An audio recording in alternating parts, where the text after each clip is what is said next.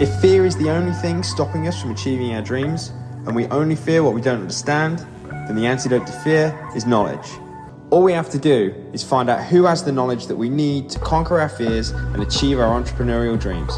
My name is Callum Walker, and welcome to the podcast that will help you figure it out and conquer this lonely entrepreneurial journey. Hello everyone, and welcome to the podcast. Now, if you're listening to this, you're actually in for a little bit of a treat, because normally this type of podcast episode I would actually only reserve for those coaches who are on my elite coach program. But I've decided to be really generous and share this private series with you publicly as well. So there we go. Right, what is this series all about? Well, you will never guess where I am. I'm currently in Norway, and I'm in the north of Norway. And the reason why I'm in the north of Norway is because I am legitimately meeting one of my heroes. I am going across to Sweden later on this evening at 6 o'clock to go on an expedition with Wim Hof himself. Yes, the real Wim Hof. I can't believe it. And I am honestly so excited. When I say I am excited, like, it's only really just dawned on me, to be honest. And what I'm doing in this podcast series is I'm going to document my, I don't want to say my journey, but just document the week. And share specifically like what's going on, what I've been doing, and also the lessons. So so I got in yesterday. I flew in from London. I went to Oslo first, and then I had to go to like the very north of Norway. So I had to get another flight. And it's so beautiful here. It really is. I tell you the thing that was weird. Like, bear in mind, it's like the middle of April. The sun went down at like 10:30. It was nuts. It was very bizarre. But yeah, like, so yesterday I got in and I kind of had like the day to myself. And I mean, there's not really a lot going on here. When I say there's not really a lot going on here, I genuinely really do mean it. Like, I mean, there is literally nothing happening here because it is kind of the middle of nowhere. So, yeah, I had to almost kind of like figure out what I was going to do for the day. And naturally, I'm in Scandinavia. So what is the one thing you have to do? You have to go to a sauna, don't you? Now, I did something that I don't normally do yesterday, and it will really help you. If you feel a little bit like stagnated, if you almost kind of feel like whether it's your business or life in general has just kind of just got a bit meh, just samey, like stagnant, and just almost kind of like incredibly uninspiring. And I'm not saying that you have to go and do a sauna specifically, but what I've realized is that when things are stagnant, when we are, kind of in a place where it's just a bit like, like same old, well, that's because it is same old, which means that we've got to do something different. And I've really kind of found that the antidote to that really is to go after new experiences, like new and different experiences.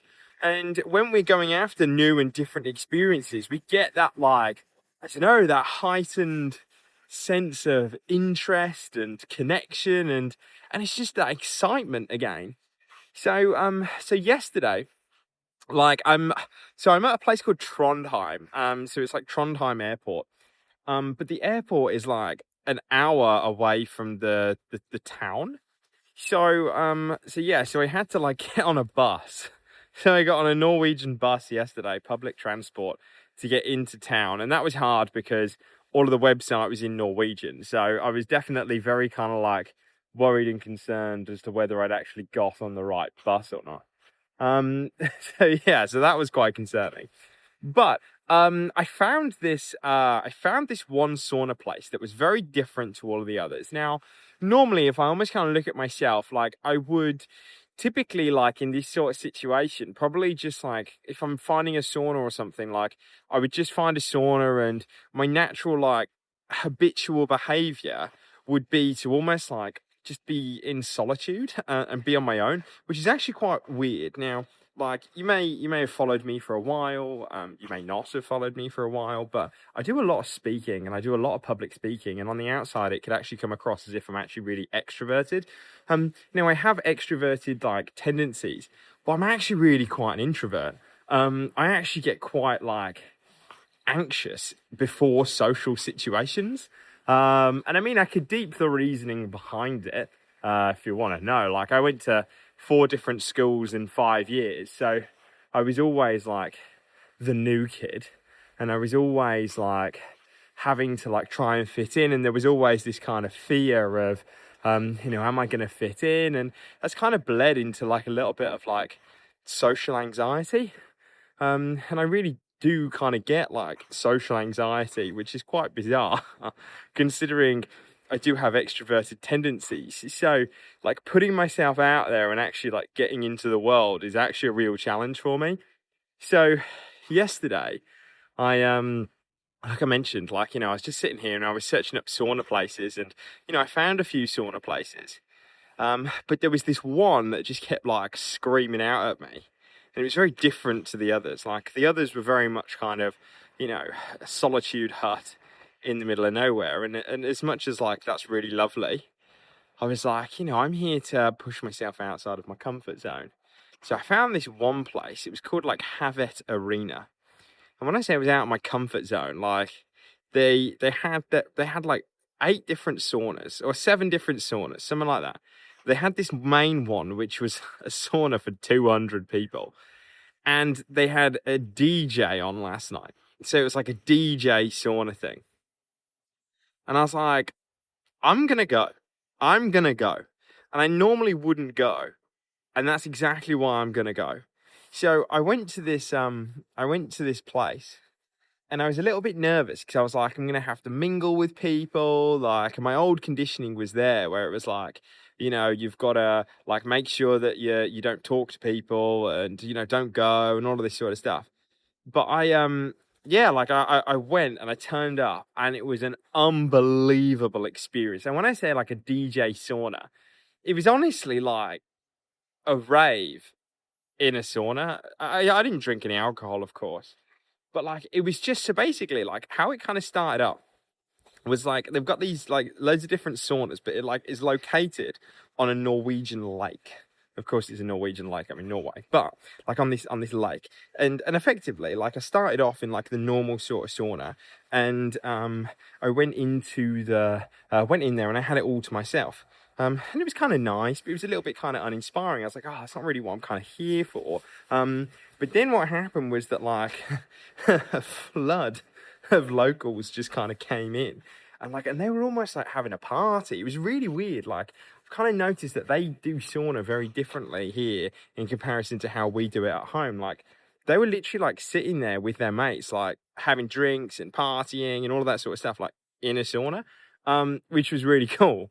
So that kind of like started, and then like what was really cool, like I was alternating between hot and cold, but the cold that I was alternating with was in a lake, but it was a cold Norwegian lake, and that was just really cool. And I've gone into loads of detail about like cold water therapy and how it's really helped me, like on other podcasts. So if you want to kind of learn more about those, like just give those a listen.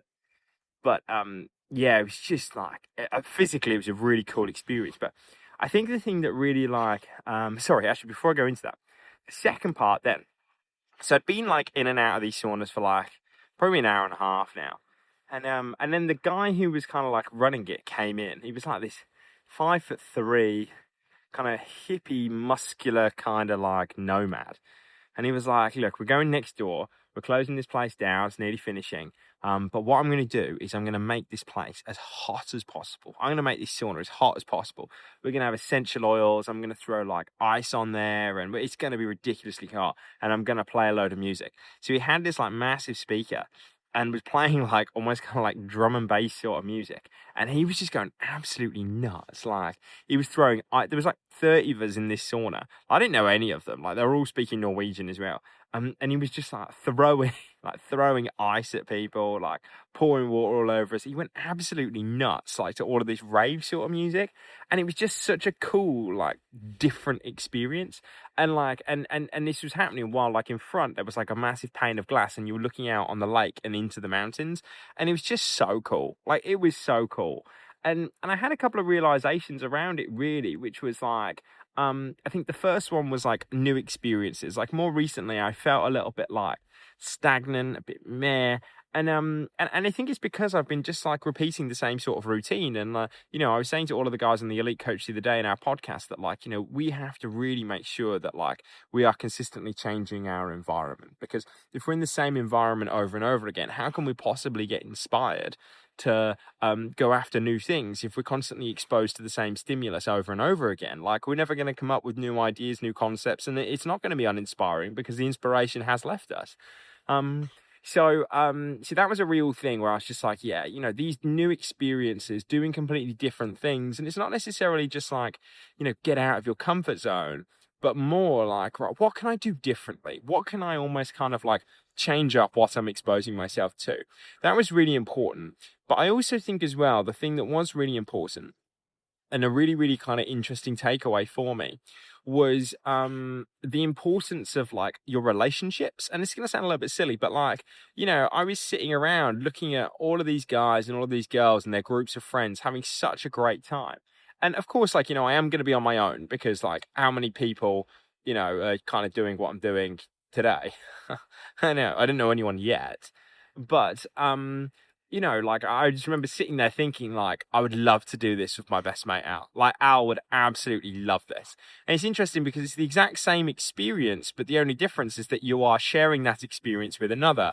It's the same when I went to Universal Studios a couple of years ago. I was like, this is just absolutely amazing. Like I'm on the Spider-Man ride, like I'm in the Spider-Man shop and all this sort of stuff. But the whole time I was thinking this experience would be so much better if I was with my brother. And yeah, like, and I think that's a really, really important thing, that like who we are spending our time with is so important. Because I found that it really is like, the sharing of experiences in life that really kind of make the most out, like really kind of make the experiences for you. And, I remember I went to Russell Brunson's event a few years back. And, I originally so I flew out to Orlando on my own. I didn't know anyone. There was like 5,000 people there. And I started off like the first day, completely isolated and on my own, but that was like from myself. I had this tendency to like hide away, to, not put myself out there. And then like, I remember sitting around the pool and there was this guy and he was just so loud. Like he was American. Yeah. And he was so loud, but I looked at him and I was like, I love this guy. Like he was like, hey man, how are you? Like just so energetic and larger than life. And his name was Tex. And I just remember just wanting to like talk to him. So I just like, he was having a conversation and I just started like talking to him. And I just like, he made my trip. Like he became a really good friend. And I spent time with him the whole time. Oh, bless me. Sorry. Yeah, and I just spent my whole kind of like time with him, and then I met another girl called Layla, and I met like, loads of other people. And that the experience was made from the relationships that I made. And it's the same with almost kind of like our coaching, that like, who we are coaching is more important than what we're coaching, because, who we're spending time with is so important. And it's why I always kind of say to my guys, like I always say, like who you coach is more important than how many people you coach. Because it's that connection, it's those relationships that really kind of like make the experience what it is. And I've coached people that I hate, and they are, they were high paying people. They on paper would be like your ideal high net worth individual. And I hated it. And I've also coached people who financially weren't at the same sort of level, but I absolutely loved coaching them. And, I've had more clients than I have now previously. And I was miserable. Whereas if I look at the guys that I get to coach now, like they fill me up, like they make me so happy, they make me so excited to want to be better. So, so I think my thing to you is almost kind of asking yourself the question, like, what are you doing to actually go and expose yourself to new environments where you could meet new people? It's hard to, especially when you're running a business, like it's incredibly lonely, but it doesn't have to be that way. But the thing is, we don't have a job where, we're actively put in a place where we are there to be able to meet new people. We have to actively go out of our way to find fellow entrepreneurs or fellow individuals who are in line with the same way of thinking that we are, because running a business is so unique. It requires a unique way of thinking, a unique way of living, and it can be so lonely and it can be so isolating. But I know for myself, most of the time, that isolation has been self-inflicted, that I've just accepted, there's not enough people out there and I'm not going to find them. Like, I have to actually go to the place, and that comes with friction and it comes with resistance. And it's why, like, I've gone like, right, okay, I've got to go to Norway. Think about it, I'm going on a Wim Hof expedition. Like, who are going to be the kind of people on a Wim Hof expedition? The kind of people who are interested in the same sort of things as me. So, I'm not saying that this is the only place where I'm going to meet my people. It's absolutely not, but it's one place. Ask yourself the question, what am I doing to expose myself to new environments, new experiences, and more importantly, new relationships? Ask yourself that, and then go and take some action on that this week. In terms of kind of the itinerary, like it's like 12:30 now. I found a gym. So I'm going to go to a gym. I'm going to train. It's really beautiful and sunny here. So afterwards, I'm going to go for a little bit of a walk. I'm not really sure like where I can walk, but I'll find a place. And then I'm being picked up at 6 on the shuttle because I'm going across to Sweden. And then it all starts tomorrow. Now, one problem I have got is I've got to find a yoga mat. They told us that we had to bring a yoga mat, and obviously I didn't bring a yoga mat because I forgot. So I've got to find a yoga mat while I'm here. Now, unfortunately, it's a Sunday. So all of the shops are actually shut. Like, they do real Sundays over here. Like, in the UK, how they like say it's Sunday, but everything's still open. Like, nothing changes. Like, everything is shut here. So I can't find that yoga mat today, and I need the yoga mat not to do yoga, but it's to do breath work. Because they said it could be quite uncomfortable, maybe lying on the floor. So fingers crossed I'll find a yoga mat. If I don't find a yoga mat, well, it's just going to be uncomfortable, I guess. But we move on. Never forget, for every one of your clients, gave you one new client, you've doubled your business. Have you got a client who isn't losing weight right now and you have absolutely no idea why? And maybe you're worrying that if nothing changes, they could drop off at any moment? Well, I've got a free nutrition masterclass for you where I reveal the secret nutrition strategy that guarantees that stuck client loses 2 to 4 pounds in the next 7 days without lowering their calories, upping their cardio, or even tracking macros. Click the link in the description to get access to the free Elite Nutrition Secrets Masterclass and get your client moving in the right direction, stopping them dropping off today.